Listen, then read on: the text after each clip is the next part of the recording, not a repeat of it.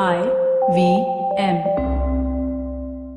If you like IVM likes, you should definitely check out another show from the IVM network called Geek Fruit. It's a show where three geeks, Tejas, Jishnu and Dinkar, talk about everything science fiction, adventure, fantasy, movies, TV shows, everything. So quench your thirst for geek conversation every week. Episodes out every Monday and Thursday on the IVM podcast app, the IVM website, or wherever you listen to podcasts.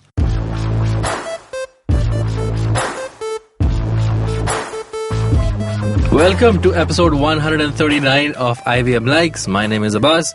In the studio with me for what seems like a week now is Saishri. Yo! And Antariksh. Hey, man. Hi. Before we start, I'd like to give a big thank you to the person who commented on the YouTube video of last week's episode, where he said that other producers and other people on this show need to behave more like a bus. Should learn how to behave on a podcast like a bus. Yeah, we didn't need that much honesty. Honestly, it's fine. Like, you can... But yeah, I get it. I mean, I understand, of course. Like, you are a great host. I know, thanks. And I understand where he's coming from. Gloating right now is unreal. I really do feel that you are great at pacing. Of course. Where you keep, you know when to keep it moving. You know when to spend more time on a particular topic. Yeah. Go on. Because again, you've been doing this a while, and we'll get that. This is like we are the new cast members of SNL right now. At first the audience is not happy. Like, oh, who are these cast members? I don't like them. I miss the old cast. And I'm like, what's his name? Keenan Thompson, is it? Yes. Yeah. Oh, yes. Exactly. Oh, shit, yeah. You're gonna be here forever. Yeah, I'm gonna just carry every sketch on my back. Abbas probably has like a lot of medical bills for his backache because he has to carry this entire show on his shoulder. And Saishri goes off with her first old person joke. Also, this is a great start to the episode because we just started talking about Keenan Thompson, which is don't tell me he's your recommendation. Related to stand-up. Related to comedy and stand-up, and that's... So, let me tell people what the show is about, Antariksh. Okay. In case you're listening to this for the very first time, IVM Likes is a show from the IVM Podcast Network, the premier podcasting network in India. And on this show, the staff members of IVM Podcasts talk about stuff that they've been checking out, stuff they recommend to the listeners, because we think you'll like it as well. So the first half is a pop culture recommendation, and in the second half, we take one topic and we discuss it in detail, and that's where Antariksh, you can take over. What's our topic today? Stand-up and things around stand-up. I don't know what the so essentially it comes from I'm not a stand-up comic in any which way of what we had no idea, right? So I don't understand comedy from where you guys come from, because you do this. Yeah, because not only are me and Antariksh podcast producers, we also comedians. We also by the evening we go into a telephone booth and turn into comedians as we come out. When I say come out, I mean come out of the of the telephone booth. Is there a new form coming out? But you can also be a comedian if you come out. Yeah, to each their own. There is no... I mean, Naveen Narona, our ex-IVM producer and host of Keeping It Queer, precisely made a whole podcast about this. And also, dude, did you know that... I read this in an article just yesterday. Naveen came out at his very first open mic. Oh, really? That was not experience. Can I tell? I mean, Naveen is not here. I hope he was here. The very first time I saw Naveen perform at Hive, at the old Hive, and he was doing these jokes, I just thought he's putting up this act for laughs. Yeah. Oh. Because it was so sort of out of our zones to see a comedian go on stage and be like, I'm gay. Yeah. He seems too animated to be true. Not animated in the wrong sense, but he just seems very expressive. That's true. I think he's just very comfortable with sexuality, which most people are not. Yeah, that's true. Most straight people suck. Anyway, so Naveen, love and respect to Naveen wherever he is. Yes. We will start with our recommendation round today, and so Saishri has something interesting to recommend, so take it away. Yeah, so I've recently been looking into sustainable way of shopping. Okay. So, or like buying clothes essentially, because the more I look into fast fashion, like you've got big brands like H&M and Forever 21. What is fast fashion? So fast fashion is essentially what you see on the runways and it's immediately out in the stores okay. for you to buy. Not high fashion. Yeah, not high fashion, but it's immediately available. Okay. And the more I read into it, the more I look into it, I've started to realize that this is really bad for the environment because these clothes are not like sustainable. They don't last for a very long period of time. Okay. They have like a cupboard life of approximately a year and a half, and then either you get bored of them or they just don't sustain enough, like they rip apart. Yeah. Right? And I feel like when the industry initially started, they had much more sustainable clothing. So I've been trying to look into more thrifting clothes, like finding vintage pieces. Things like that, so that my cupboard feels more like, oh, I've got like this cool piece from like the 70s, or like I've got like this thing that you don't really find in stores right now. So I found this Instagram page called Stockpile, and she's a girl from NIFT. She's essentially a fashion designer, and she started this thrifting page that she goes thrifting out like in the stores all around the country, and she finds all these nifty little pieces of clothing, and then she finds them, she sources them online, and she resells them for a much cheaper price from what you would originally pay for it in retail. So say if a clothing item goes for about $1,000 in the store, she'd probably be selling it for like $300-400. Wow. But this is completely legal. Yeah, this is completely legal. Okay. It's like an online, it's like an Instagram shopping page. Okay. And you can when you resell your own old clothes to someone, it's basically just that. So the idea of an Instagram store is slightly new for me. So okay. so she's like, yeah, old man. So does this work like any other online shopping store?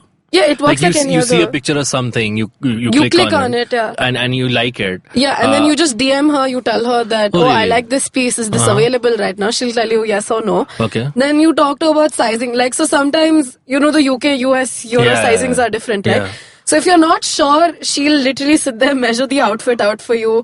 You tell her what size are you actually, and she'll measure it out. She'll tell you if it'll work, not work. She'll it's pretty it's one girl doing this. Right. She just left her. I was talking to her yesterday. She just quit her job to do this full time. And I think it's really cool.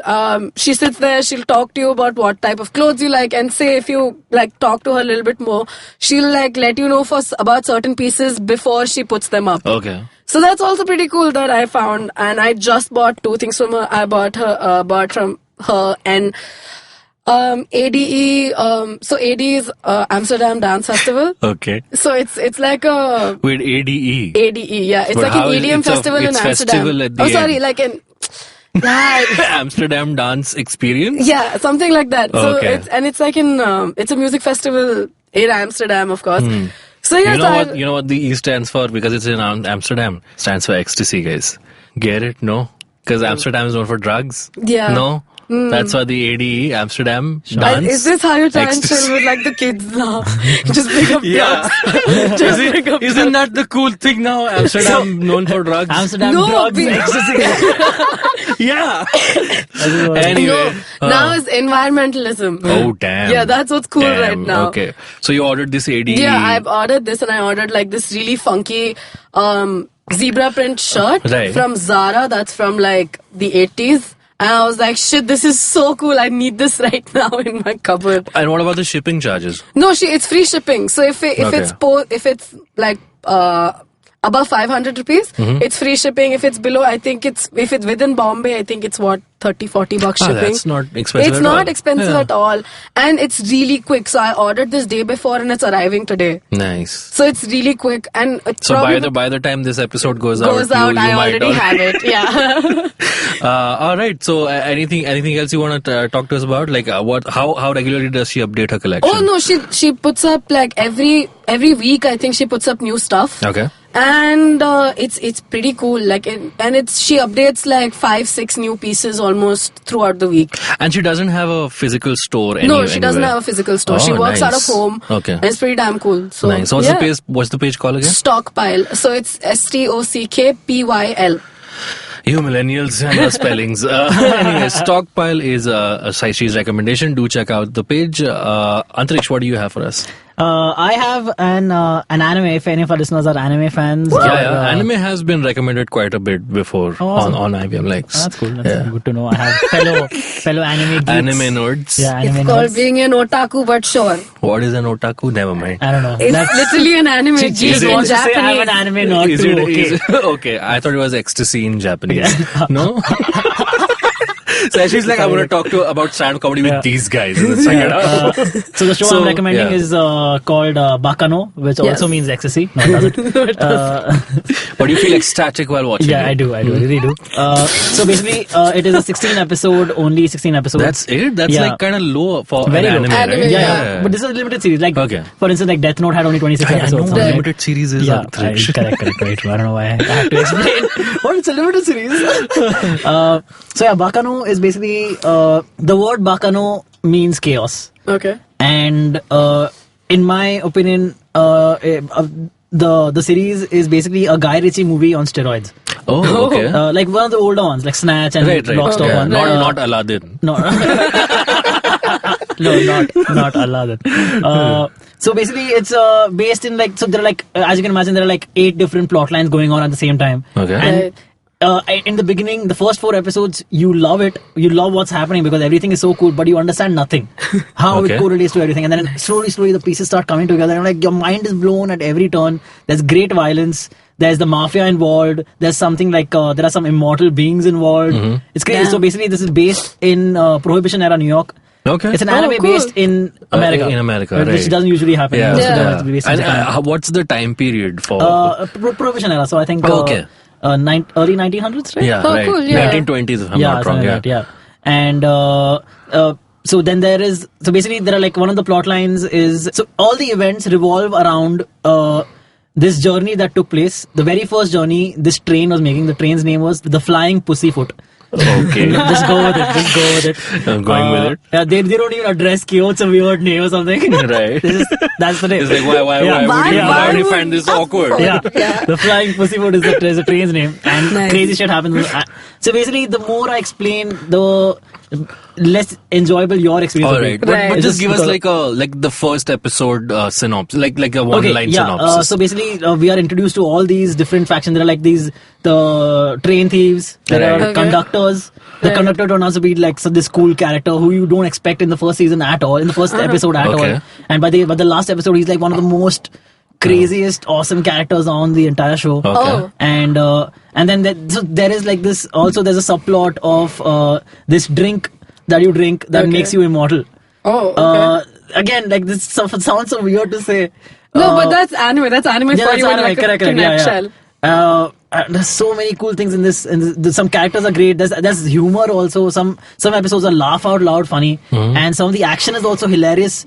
And there's torture, but torture in like a cool, funny kind of way. Even And how long are these episodes? about 20 minutes or something each. Oh, so it's like a short watch. Yeah, it's like a quick quite, watch. quite a short watch. And I've literally watched it in like 2-3 days. I was done with it.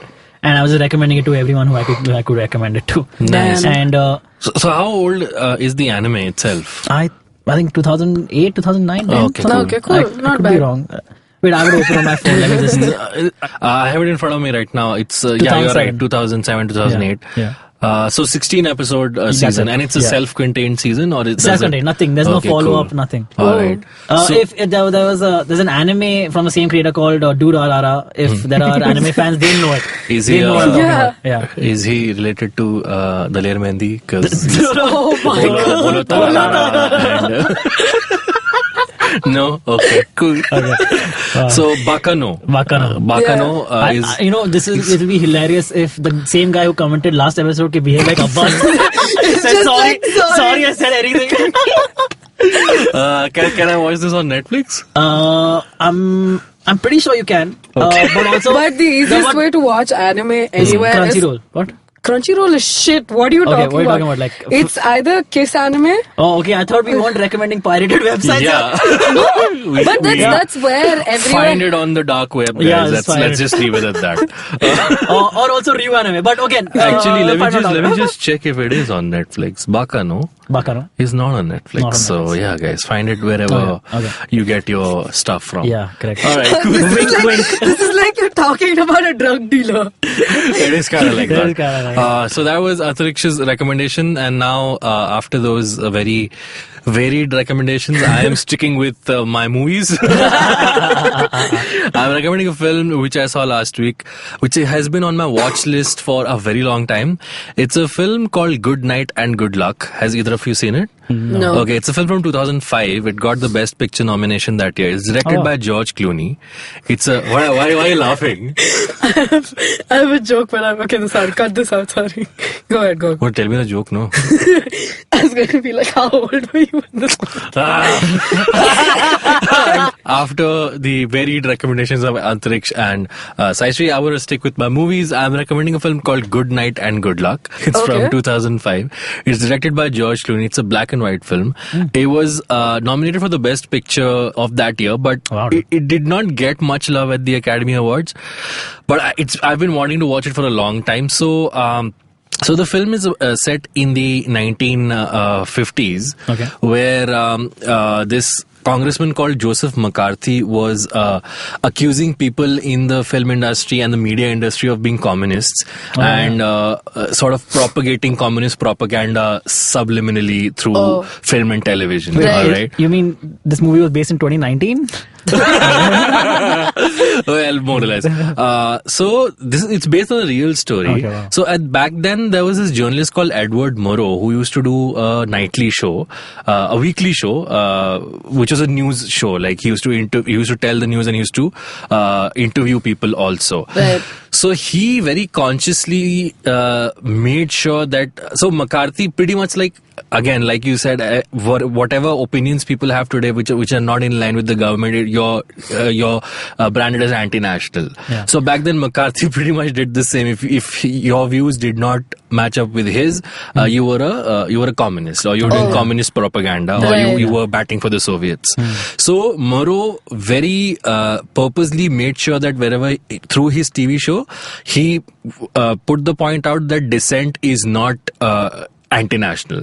That if I do not agree with you, I have this medium to sort of voice my opinions. Right. And he used to, right now, how Stephen Colbert gets on Donald Trump's nerves every time he does a monologue on The Late Show. This was like that time rivalry that happened on prime time. Damn. So much so that then McCarthy actually came on his show, but not face to face. He sent, back then there was no video conferencing or the technology wasn't that much.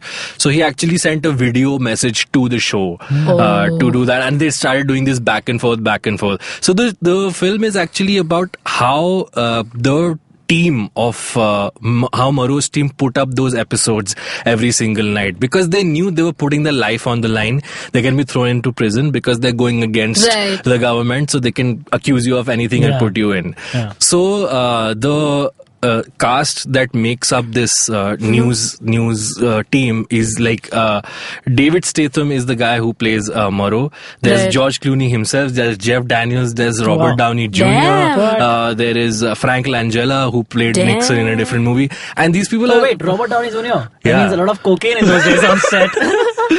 But here's the thing, right? These people aren't really playing big roles. I guess it's because it's a testament for George Clooney to be like, hey man, could you come in and do these roles for us? So even the smaller roles are done by really big actors. So it's a very short, brisk film. It's like a 90-minute film. If you're someone who is interested in the history of television, of media, and again, the best part is that as soon as you see these clips, you can actually go on YouTube and see the actual clips that happened. And very interesting thing is they do not cast Joseph McCarthy. All of McCarthy's footage is the actual footage that has been used. That's also part of the reason why Clooney decided to shoot it in black and white, because he thought that be jarring. All this stock image will be in black and white, and he didn't want to cast an actor to play McCarthy. He said every time you would switch back to color, it would be jarring for the audience to keep it.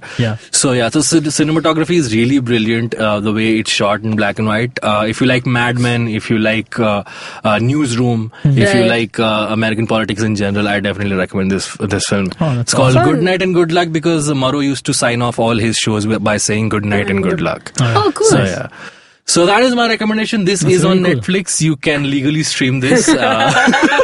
There is no ecstasy in this. Cocaine maybe because of RDJ. But yeah, anyway, so we will recap our recommendations. Saishri, you recommended? I recommended an Instagram store by the name of Stockpile. Antariksh? I recommended an anime called Bakano. Bakano. And I recommended a film called Good Night and Good Luck. That's such a fun That sounds word like you're to signing say, off. right? Literally sounds like So you're signing you know off. what? In the 2005 Oscars, Yeah. Jack Nicholson came to present the Best Picture Oscar, Yeah. and he was saying, "Here are the nominees," and he said all the names, and in the end, he was like, "A good night and good luck," and he started walking off for a laugh. Damn. So yeah, on that humorous note, we're gonna take a break. When we come back, we will face Saishri's questions about stand-up comedy, and I actually don't know what we're gonna face. Yeah, So actually, we will see you hopefully on the other side of this break. Yeah. Hello and welcome to a brand new week on the IVM network. If you're not following us on social media, please do. We are at IVM Podcast on Twitter, Facebook and Instagram. If you're listening to a show of ours and you like it, please take a screenshot, tag us. We will reshare, repost and retweet your screenshots from our account. Here's what's in store for you this week.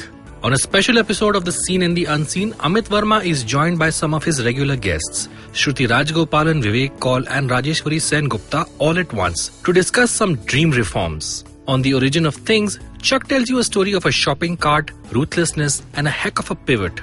Tune in to find out which brand he's talking about. On Advertising is Dead, host Varun Dugirala is in conversation with Shamsuddin Jasani, Group MD at Isobar South Asia. On Paisa Vaisa, host Anupam Gupta is joined by Rohit Srivastav, founder of IndiaCharts.com. They talk about technical analysis and the journey of his venture.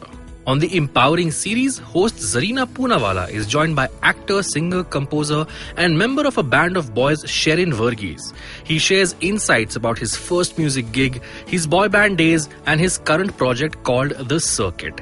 There's more music for you on the show 9XM Soundcast, where host Eva Bhatt is joined by Bollywood singer Neha Bhasin. She talks about her Bollywood journey, rejections, and the need to break the myth of perfectionism. If that's not all, on Golgappa, host Trupti Khamkar is joined by Soham Pathak, a singer and composer who talks about his passion for music, football, and much more. On Paperback, Racheta and Satyajit are in conversation with the founder of Pink Elephant, Riya Mahajan, about venturing in the animation industry and the effects animation can create.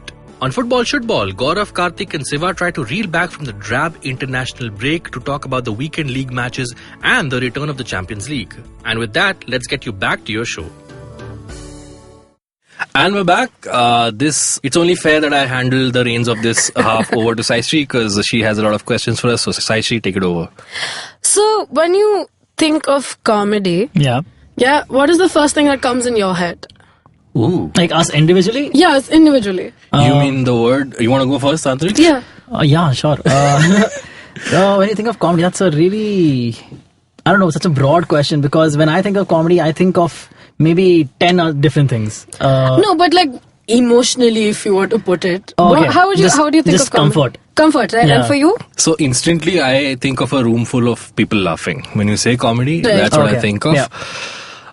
What's you're asking? Like emotionally? Yeah, emotionally, how would you? Like a high, a very good Yeah, frothy I would agree. high. I would agree. Yeah. So for someone like me, comedy is, I'm bored right now. I need a 10-minute video to fill this gap of boredom. Right? Millennials. See, again, but there's a difference between what do you think when you think of comedy and what do you think of when you think of just funny? It's funny, right? Yeah, because there's nothing better than knowing or that in the moment I am being funny right now. Right. I get You know, that. like when I make a joke and some friends of mine laugh, that's the best feeling in the world. Right. Like that high, Right. when we tell a joke on stage and the audience laughs, that high, there's nothing like that Comparable, high. right? Of course. So, yeah. So when I love comedy, I enjoy comedy a lot. I watch a lot of comedy with Yeah. what we do in the Indian scenario outside and stand up with That's awesome. SNL and all of this.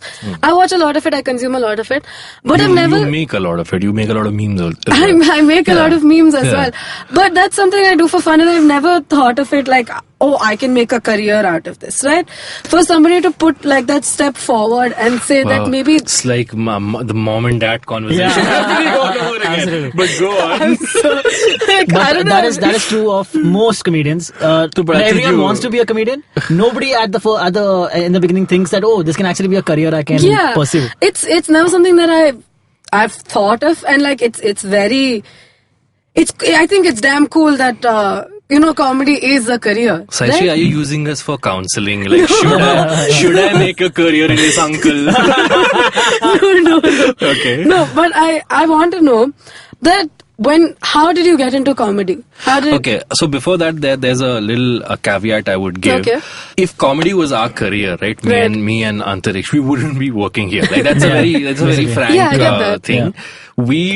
I do this job. I hope Antariksh also. We do this to pay our bills. Okay, that's Right. because we individually haven't reached that stage in our career where we make enough money from comedy to consider it as a career. Yeah. Okay. But it's something that you're working towards, so it's Sure, still a yes. part of your career. Yes, that I For would sure, agree. yeah. But your question was, how did I get into Yeah. comedy? Okay, so for me, it's a story I've told before, I think, but I love repeating it. I was studying dentistry in Bangalore. Yeah. I did not like it. I was forced into it by my dad in what I back then thought was an evil decision, but now I kind of see because parents want their best for their children and they Right. want them to have good careers. So I was studying dentistry. I was hating it. I used to curse myself. I'm like, why am I studying something I don't want? But my parents were loving enough to give me a computer with an internet connection. All right. So what I did was So nights were sorted. Yeah, not in the way. Oh, okay, sorry. I mean, how long can you? So this is the mid to late 2000s, where we were as a generation, and Saishri, this is important Oh my God. because you were very young back Yes, then. I was. But we back then it was very new for us to get the same kind of American and British TV shows that were on air. Because in the 90s, all we grew up watching was Friends and X-Files, and they were also like outdated episodes that used to get on Star Plus.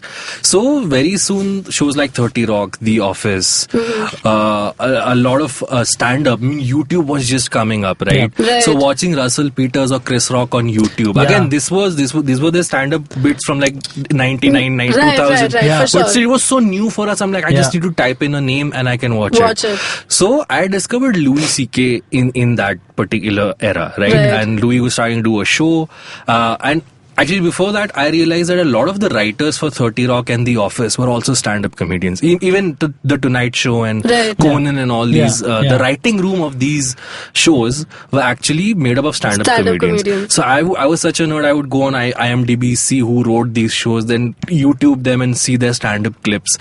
So I would see them, see their premises, see that, these guys are not mimicking people. They're actually writing from their own lives. And I would in my head start writing my own bits.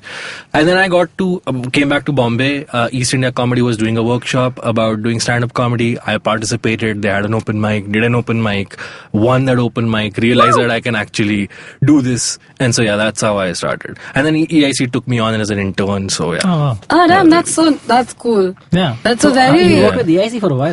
I've worked with them for 6 months in the very nascent stages when Kunal Rao's drawing room was the office of EIC. Oh, wow. Yeah. Shit. Fun. And Antariksh, how did you get into comedy? So basically, I have always just been obsessed with comedy. Not just stand-up, basically just all forms of comedy. Right. I like comedy plays, I like comedy movies, TV, songs even. Like everything related to comedy. And what happened was I just never knew that this could be something I could be looking at as a possible career or even follow it as my passion or something in some way or the other. And I did architecture in college, and towards the end of architecture, I was just miserable in architecture. Right. Because I was like, dude, I don't want to be doing this. Why did I get into this? Yeah. All of that. Yeah. And so I just couldn't figure out what I wanted to do. So after I gave up on architecture, and I decided that I'm just going to follow things that I'm passionate about in my life now. Cool. And so what had happened now, towards the end of my architecture, I had gotten into listening to a lot of podcasts, especially WTF with Mark Maron, because that was the biggest thing then. Right. Really into WTF with Mark Maron, and one of my favorite comedians, who I got into college only. So basically, like also in college, I'd gotten become friends with people who would watch stand up, Right. and then introduced me to stand up. I didn't. The only stand up comedian I had seen before that was Russell Peters and Okay. possibly Jeff Dunham. Right. Oh, cool, yeah. puppeteer. Yeah, The- puppet. Yeah. The Ventriloquist. Ventriloquist. That's, yeah. That's the better ventriloquist. best. Puppeteer Yes. just sounds so Oh my demeaning in god. a way. Yeah. So Jeff Dunham, though, in fairness to him, was damn funny. I used to love Ahmed the Dead Dead Terrorist, yes, that is my favorite. Yeah. Too funny. So these are the only two comedians. I didn't really know what they were doing. Right. I thought they were just coming on stage, telling some jokes, and that was it. I didn't really Yeah. understand what that was Yeah. until I started watching Chris Rock, and I fell in Right. love. Like, dude, Chris Rock was my guy, dude. He was one of the first comedians who I fell in love with.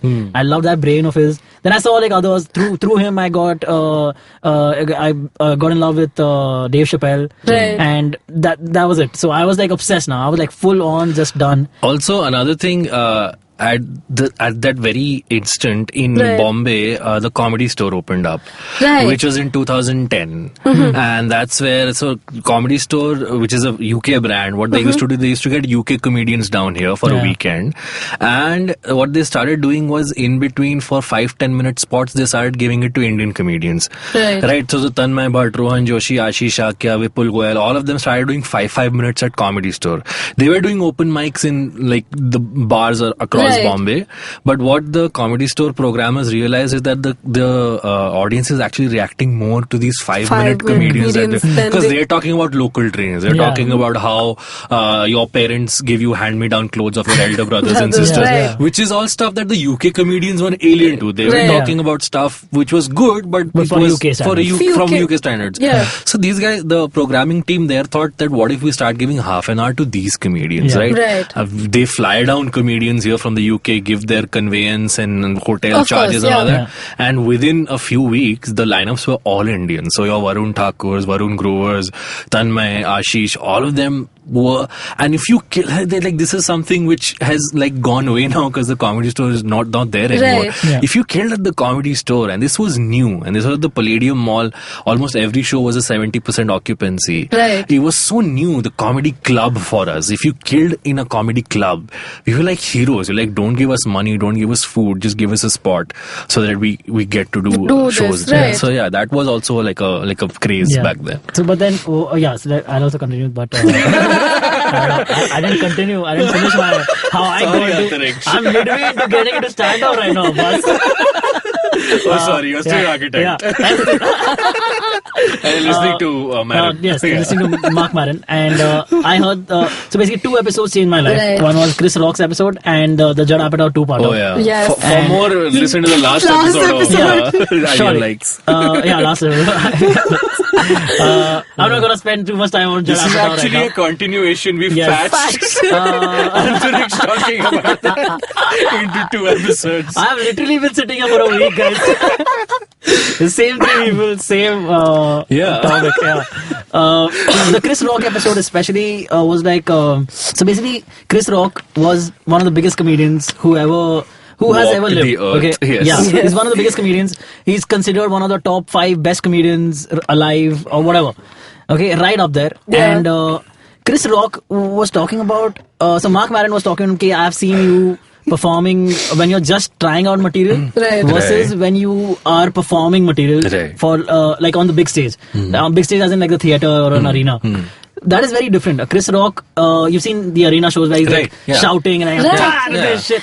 And that's like My Chris Rock. headphones just blew. Yeah, it is great. I think the audience also has turned their volume down 3 points by now. And so basically, yeah. So Chris Rock was talking Antariksh, about. I think we want to know how you got into stand-up.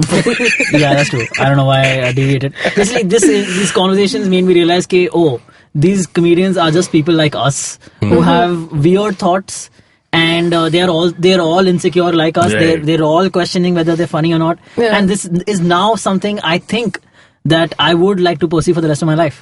And Fun. that's what I did after architecture. I got. Actually, after architecture, I did some other shit also. I did some You acting did a work. job? Oh, yeah, you did I did some acting stuff. I did some writing stuff. But it was all directing me towards stand-up. I was literally slowly building up courage to Right. finally get on stage for the first time. Fun, that's nice.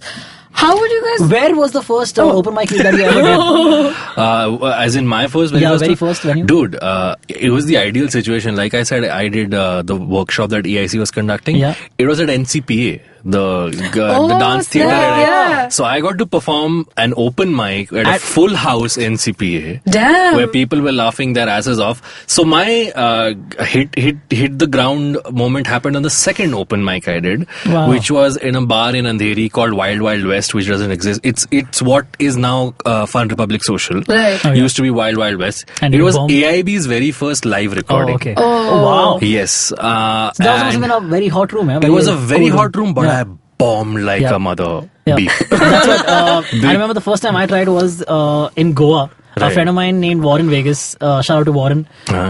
He runs LVC Comedy in Goa, and Okay. yeah, so he was organizing the very first open mic in Goan history. Like no other open mics had ever happened. Right. And I was like, yeah, dude, where else can there be lesser pressure Yeah. to do well? So I went down there, did stand up, and just turned out that Kanan Gill was also doing a show with them.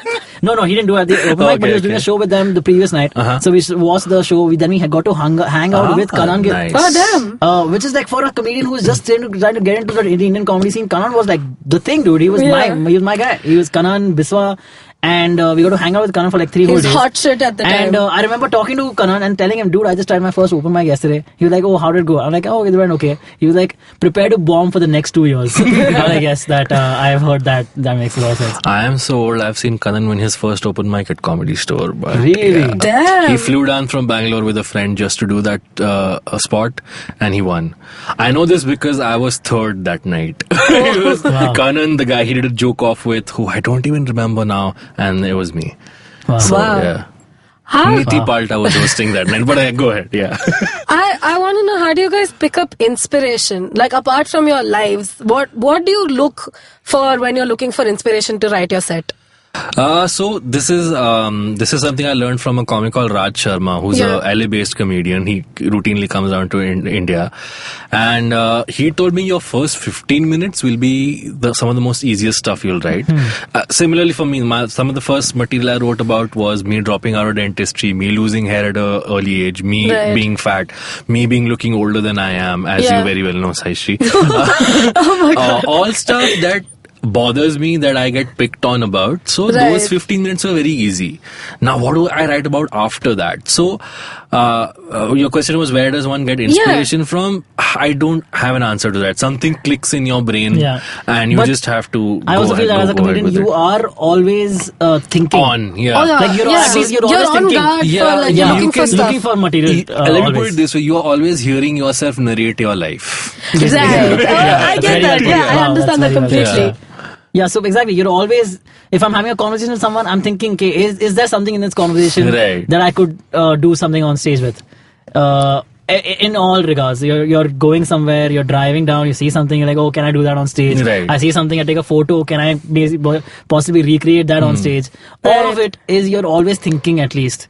Okay, where can my next joke come from? And this also, it depends on from comedian to comedian. Course, if there's a comedian who's known for storytelling, they pretty much... so I know a comedian who pretty much has a what's that called, where you remember everything, like something photographic memory, where they remember every single thing from when they took the bus, what kind of person they saw sitting on the buses, to how the conductor looked like, to how when they got down and got to the place. Nothing untoward happened, but just the way they describe it, right? The story that they're telling is funny by itself. Then there are comedians who are like one-liner comedians who give a lot of emphasis on wordplay, where it's like, if I shorten this or if I use this in a funny way, it'll happen. Then there are your topical comedians, like there's a comedian called Sridhar who I mean, I sometimes feel it's a pity that he's in India, because if he was in the US, he'd easily be writing on like a Colbert show or a Tonight Show or a Conan, because they current affairs, they just snap out jokes on current affairs. And then once you become like really big, like I'm sure an Abish or a Biswa or a Kanan, this is their job. They treat it like work. So for them, it's like, I have to churn. And this is what I saw Saurabh Pant also do when I was with EIC. Right. He said, I have to write 4 hours worth of material every month, because if I write 4 hours, I know I'll get around 40-45 minutes new out of it. So for him, it's just like a churning machine, where he's like, I have to churn out material. So he's always on the guard to look He's for always stuff. on, yeah, always. And how But would- then also it mostly comes down to if you want to make it as a comedian, at some point you want your thinking to be that way also, where I am churning out that much material in a month to be But able to do you think that that becomes very robotic at one point, where you like lose the essence of like, oh, I want this to be fun for me? See, what happens sometimes, sometimes what I feel might happen at some point, I'm not there yet. I've only been doing stand-up for a little under 2 years. And so I'm very new. I'm like a baby in this. No. A baby with a French beard. That's funny after Rachel laugh. Yeah. It's comedy Okay. we're talking about. Go ahead. I think you made me forget my point. Oh, damn. But You're not there yet. yeah, Something. basically, yeah. Huh. I'm not there yet. Was that my point? Yes. You want to take a minute to remember your point? Because I have another point. Yeah, make a point, Yeah, yeah. go ahead. So when you talk about it being robotic, right? Right. Sometimes that's almost the objective, because Kunal Rao from East India Comedy, he told me it should almost become like a play that happens every single night. Right. You walking out on stage, your hand gestures, your body movements to the words you're saying. And again, since he talked about Chris Rock, there's this tour that Chris Rock did, which is so identical. Every show he does is so identical. Kill the messenger. Right. Yeah, where they have cut different clips from different arenas, but it still makes a flow. Because Right. every pause he's taking is exactly the same. Every tone he's taking is exactly the same. So for some comedians, that is the objective, that it becomes so meticulously done that they are guaranteed that this is how the people will react on this word, this is how people react on Every this single time, gesture. So being robotic sometimes is like the objective of a comedian. Also, but sorry, I remember my point. Basically, we're continuing Abbas's thing only. When it comes to, say, you are thinking of a new bit, you want to be robotic in the sense that you want to be able to, like, your brain needs to be at the place where it can just make the punchline for you. Right. You don't have to be. That's just where the more you do stand up, say, I want to be there in 20 years, where I just think of something. Okay, yeah, I know what angle to take. Right. For that joke. Yeah. And that's just skill. That just comes in skill. So I think that kind of roboticness is good in stand-up. But there's never a rigid thing, because every joke has to be different from every other joke for it to work. Okay. Otherwise it just cannot work. I feel. All right. But I think your point was, do you do it still for yourself or something Yeah, do you like still that? do it for yourself? Because initially you got Of course, into comedy for I yourself, mean, yeah, right? comedians are selfish as fuck. They're all doing it for themselves. Yeah. There is no service for humanity or any of that shit. We're but- doing Yeah. it so Yeah. people laugh and we get fame. Correct, very true. Although I should say that I love where our Bombay comedy community is right now, where most people are very supportive. Yeah. And we're all friends with each other. We're all friendly at No least. comment. I don't know what your experience is, I man, think but Abbas my experience has a is- lot of beef from No, what I know. it's still by and large a supportive community. Yeah, but of course, I can understand that. Yeah, I mean, again, I hate saying this again and again, but as someone who's been in the scene longer than... that's true. That's true. But I Yeah. remember it being a much more supportive scene in the beginning. But Right. then again, I mean, I think things have changed. But yeah, Yeah. by and But large, then again, Yeah. I guess it's because it's getting more and more concentrated. cutthroat. Yeah, Yeah. it's also becoming cutthroat. Cutthroat It's has also to, becoming. But yeah, by and large, I mean, Yeah. if you put a bunch of comics in a room, they more or less will get along with each other. Right. Yeah. Cool. And also, at least comic to comic, two comics will get along better than a comic and a non-comedian, for sure. Yeah, that's why we just hate you, always- Saisri. That's That's just perfectly what it fine is. by me. Did you, this is like, Yeah. do you sometimes feel that regular conversations are a little boring now? Yeah. Yeah? Does that happen? Do you find Yeah. other people are not great storytellers sometimes? Yeah. Yeah, all of that. No, I get what he's saying. Like when Yeah. I talk to another, even if it's a comic I'm meeting for the first time, Yeah. I almost can see it in his face that he's kind of subliminally getting what I am trying to say. Right. I completely Like understand there's that. a shorthand between Yeah. comedians. Like we can You make, guys feel like you guys are telepathic with each Yeah, other. Like, basically, yeah. okay, cool. Yeah. and because I know that I can tell Abbas the most offensive joke without him judging me. Yeah. For making Right, an offensive yeah, joke. And giving me completely. that weird reaction like, what? How can he just make that joke? Like, it's a joke. Yeah. So I yeah. get that. So how looking at this, how would you guys describe your own comedy, like in your own spaces? I still don't think it's defined as yet. Yeah, I don't think so. I don't. I'm still trying out stuff. I've been doing this for 6 years now. I still don't think I have a. I'd like to say my comedy is very intellectual. It's not for.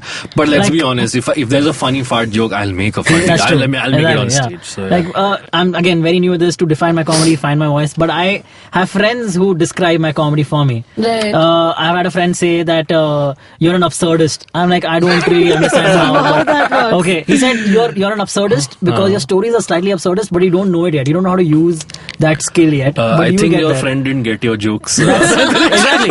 The second thing Too absurdist. बहुत absurd है. Oh, I just realized it insulted me to my face. And you took it. Yeah. I took it as a comedy. See, that's the ego of a comedian. So yeah, another friend of mine said, which might be closer to the truth, is I'm an observational storyteller. Okay.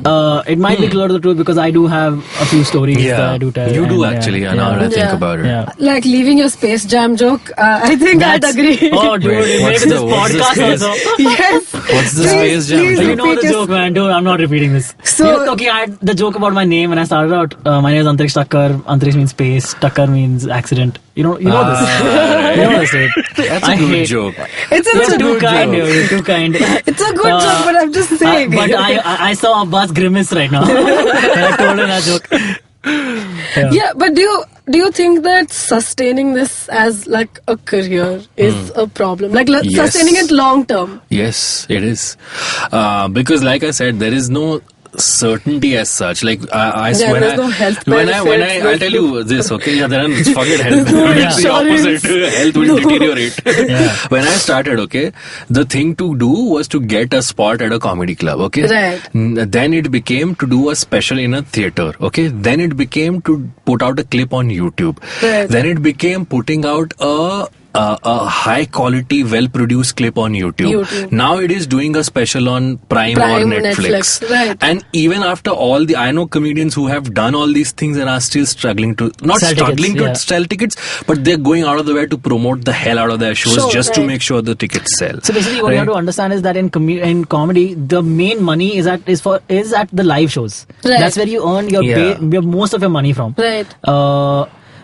See, all these comedians have their Amazon specials, but that is just the only a plus thing that Amazon has right now is that they can give you a down payment to do that special, which is also, I've heard, not that impressive right now. Okay. Because that's just the way our Indian stand-up scene is right now. Yeah. And, also, I think it depends. Like, there are some comedians who want to do all of this just so that they get to tour the world, go to Yeah. comedy festivals, put up their shows. Right. At the end of the day, that's their goal. Then there Yeah. are comedians who are like, I want to be the moment someone types in comedian India, their name pops up as the first.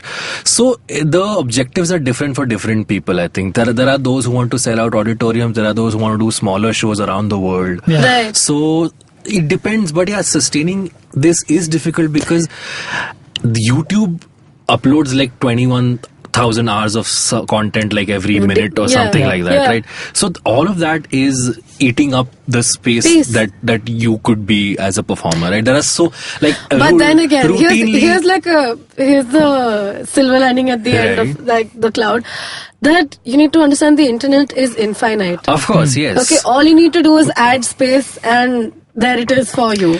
So Sure, that's, but that audience is, I don't think it is transferring on to the live shows. I get that, but I also I don't think India as of now understands Sure, comedy yes. enough to appreciate it the Agreed. way most people Also, do. we cannot not mention the fact that India is also a sensitive country. Yeah, for so sure. the comedians has to self-censor himself or herself even before they take their material on stage. There are very few rooms, very few crowds in the country, even in metropolitan cities that Right. are okay with any kind of material. Right. So basically, that is true because our scene itself is just so young. Our scene itself is less than 10 years old. Right. Stand-up originated in America, where it is now more than 60 years old. Right.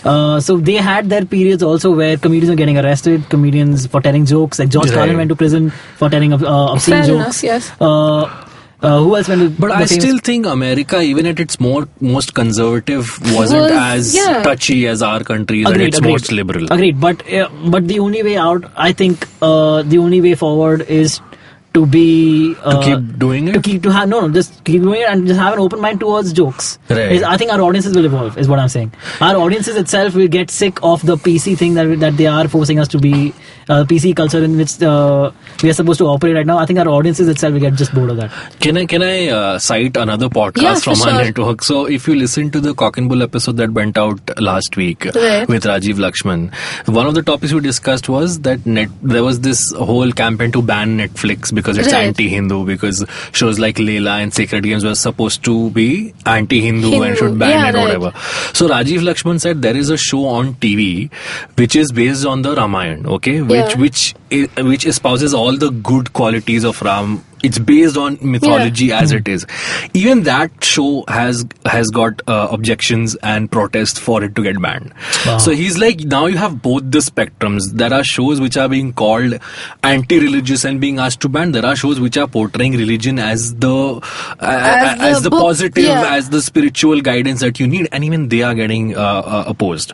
So there is, when it comes to creativity or content, as the word goes in our parlance, that is kind of what the comedians face also. Whether if you joke about this thing, you will be called a risque comedian who's putting his life in danger. If you don't, you will be called a pussy. So so you're either Kunal Kamra or like everyone else. One second, did you personally have like a goal when you started in stand-up? Like, for instance, goal was to do half an hour at Comedy Store. Wow. Nice. Fair enough. That's Okay, I have one last question before I wrap this up. I want to know that what do you think is different about the Indian scene than anywhere else? That what is good and bad, both ways? Hindi. They only get it in India, surprisingly. Alright, so the bad, like I said, you always have the risk that someone will get offended, file an FIR, and the law will be on the side of the offense taker. And it has happened to friends of ours in the scene. The good, because our country is so diverse, it's amazing. So I haven't had the privilege to perform in most places. I've performed mostly in Bombay, Pune. I've performed in Calcutta, I've performed in Hyderabad, I've performed in Bangalore. Right? And whenever you go to a new city, there is this palpable excitement. How will they receive my material? Right? For sure. And it's always a new discovery to perform your material to new people. And India is so diverse that there is ample opportunity for you if you go to the northeast or if you go there's an audience for every comedian. If he's funny, he or she is funny, there's an audience for you, is what I feel. And language also, I think some comedians, will realize this as like maybe 15-20 years down the line. Of comedians who so effortlessly blend Hindi and English, or Tamil and English, or Kannada and English, or Bengali and English, and this will happen as we go ahead. For sure. There is a show that happens in Bombay right now, a Gujarati stand-up comedy show, and they almost sell out 70% of the tickets all the time, right? And it's a hilarious night, and the comedians who perform in the Gujarati show also do English stand-up comedy. So that we are kind of breaking that linguistic barrier of course, तुम English में करते हो, so you're only for the South Bombay crowd, or if you do Hindi, you're only for the Delhi crowd. It's all merging together. So hopefully in the future we'll have a more cohesive sort of a comedy crowd. Fair enough. That's something I feel it's really good about the Indian scene. What about you? We were asking what is a good thing and a bad thing. Good and yes. A good thing right now is that we have so many rooms in Bombay. Like, if you are so inclined, you could end up performing for 3 spots a night. Of course, you'll have to take care of your own travel and all, but you can really do that. So that is great, because what we have understood now, because I produce comedy shows also, we put up our own stand-up comedy shows, and what we realize is that any room can be made into a stand-up comedy space. They would be considered alternative comedy rooms, but that term doesn't really mean anything. Alternative doesn't really mean anything.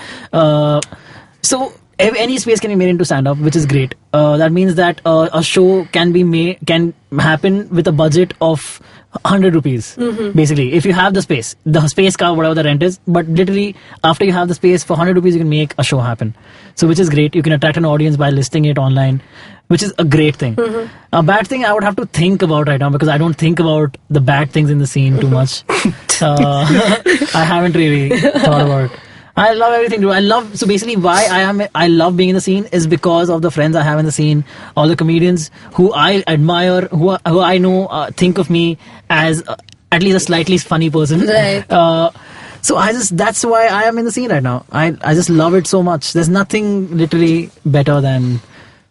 Yeah, this is it. This is great for me. Such a romantic end. I swear. I think I'm gonna tear up right now. Last question. Yeah. Should people not take comedy up as a profession? Take it up, but then be ready that the road will not be easy. Yeah. Be ready I for the feel bumps. every single person should try to stand up because firstly, they say public speaking is the most difficult thing to do.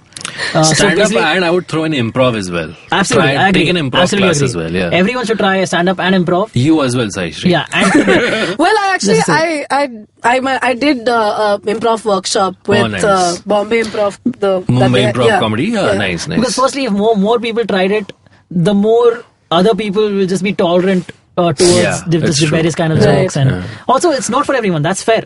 But if you try it, you'll know that you'll understand that you'll appreciate more. You'll It's understand. not for you. That's fine. That's a fine thing That's to understand. fine, Also, I get that. It's fine. You should Yes. know that, yeah. I'm not saying anything. yeah, you don't want to know. You go through your entire life thinking, what if Yeah, that's true. I could have been Dave I could Chappelle? have- yeah. Yes. So now listening to all this, I'm going to. You're gonna sign up for an open yeah. mic? Nice. Yes. Oh, you're gonna sign up with OML? Okay. Cool.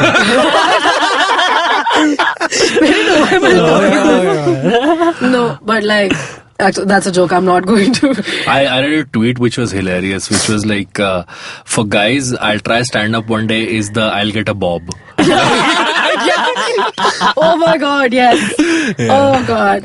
Yeah. So I think the only time I can be funny is on Twitter, and that too, like, I have certain tweets. You will be surprised how many comedians started out like that. They're like, we're funny on Twitter, just go on stage and give it a shot. Yeah, no. The best joke I've made on Twitter so far is. Oh, okay. This is Oh. very. wow. Sorry. Sorry. Okay, fine. No, The best joke. the only joke I've made on Twitter that's actually funny is I only let tens on my bed, so that's why I sleep on the couch. That's That's my hilarious. favorite joke. That's a pinned tweet, guys. Yeah, that's my pinned tweet. Now it is the podcast that I sit on. So, hey, we progress. So, with this, we come to the end of this episode. Yes, we do. If you like this show, please follow us on our social media. That's IVM Podcast on Instagram, Twitter, Facebook, wherever. And if you like this podcast, please check out all the other shows on our network. Yes. You can follow us at our personals. Yes. My name is Saishri at Panic Salad on Instagram and Shroom Salad on Twitter. Antriksh. I am Antariksh T on Instagram, and I produce shows with Tilt Shift Labs. Please come for our shows. We really need you guys. Thank you. Yes. My name is Abbas. I'm at Abbas Moment on Twitter. I'm doing a show on the 29th of September at Sailors Cafe in Belapur. So if you're around in New Bombay, do come. Sriram Padmanabhan and Kajol Srinivasan are also on the I'm lineup. doing a show tonight. Please come tonight. Whenever this episode goes out, Antariksh is doing a show. Basically, yes. Cool. Until then, see you later. Bye-bye. Bye.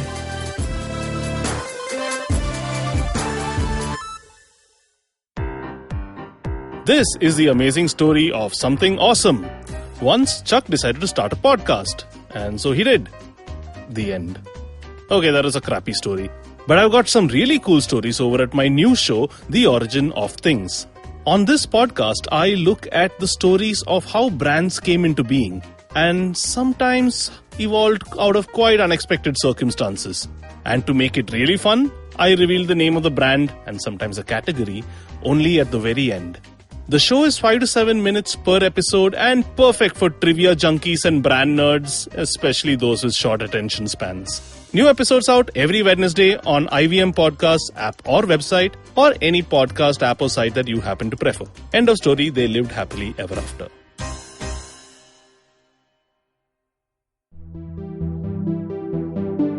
Hello everyone, welcome to Tech Careers in the New podcast series presented by Accenture, and I'm your host Shiladitya Mukhopadhyay. In this podcast series, we'll get you the latest and greatest in the world of technology that's shaping the future of business as we know it. We're talking intelligent platforms, cloud, AI, blockchain, extended reality, and a whole lot more. Every fortnight on Wednesdays, we'll have for you a hot topic with expert speakers from Accenture talking about top trends in the space, how these are changing the world and creating growth across industries. And more importantly, we'll tell you how you can learn more, build your skills and expertise to grow and stay relevant in your career. Episodes out on the IVM Podcast app or wherever you get your podcast from.